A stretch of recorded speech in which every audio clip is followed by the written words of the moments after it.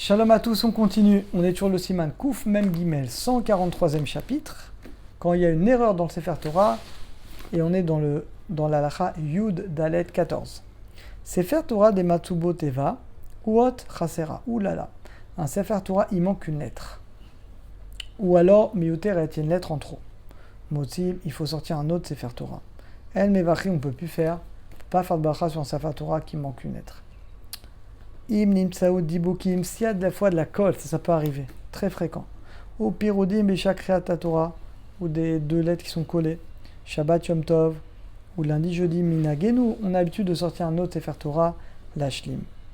Veyesh safek, si on a un doute, est-ce que la lettre est collée à l'autre? Em otim Sefer Torah, là, on ne fait pas sortir un Sefer Torah pour un doute. Im tsura taot, si on reconnaît quand même la lettre, mais il y a un peu de colle, yesh makom lomar, souvent, il n'y a pas besoin de sortir un nouveau Sefer Torah. Tetzaïn. Sefer Torah des Mitzabot Taout, un Sefer Torah, il y a une erreur. Mais tiknou, et on l'a réparé. Au milieu de la kriya. Vadio adain lach. Et l'encre, elle est encore humide. Yesh laquelle on peut quand même faire la bracha. Et ça, il n'y a pas besoin d'attendre jusqu'à ce que l'encre va sécher. C'est Nudzaïn, Sefer Torah des Mitzabot Taout be Shabbat. Maintenant, quand c'est Shabbat, c'est plus embêtant. Ou lundi, jeudi, ou Shabbat d'après, Shachou, ils ont oublié. Ils ont sorti Sefer Torah qui n'était pas soul. Vénitski après disent, mince, il n'était pas soul celui-là. Yesh lafsik, il faut arrêter la kriya.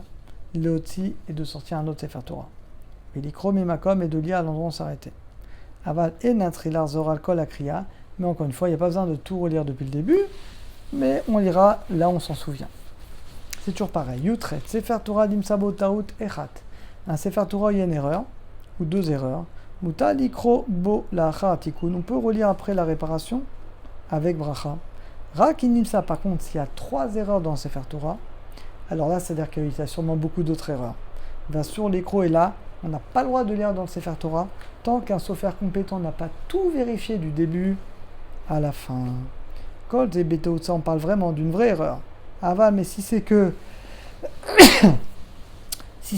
merci, une lettre en plus ou en moins, dans ce cas-là, on peut le lire. Yutet. Sefer Torah Shenata Fela Shava. Un Sefer Torah, il y a deux.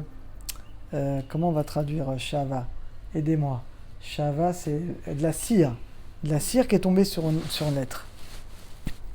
Imu. Alors, si c'est lundi, jeudi, Raoshigreru Bezeirut, on va gratter, on va enlever la cire, c'est bon. Afluot Nikeret, on revoit quand même la lettre, on gratte, c'est bon. Gamken, Nachon et Chatrila, c'est bien d'enlever. Maintenant, si c'est Shabbat, tout ça sourd. Imaot Nirit, si on voit quand même la lettre sous la cire, Yesh laquelle on peut quand même lire. Oula, mais Shava, mais si la cire elle est épaisse. Achot, Milkaze, jusqu'à ce qu'on ne voit plus la lettre. Yesh Lachmir, dans ce cas-là, il ne faut plus lire dans Sefer Torah.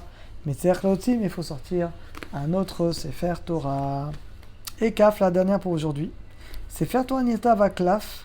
Sefer Torah qui est écrit sur un parchemin mâchoire. Mâchoire, c'est quand on met de mettre un certain produit, une sorte d'huile, une sorte de crème béméchicha, pour qu'il soit plus... qui brille un petit peu.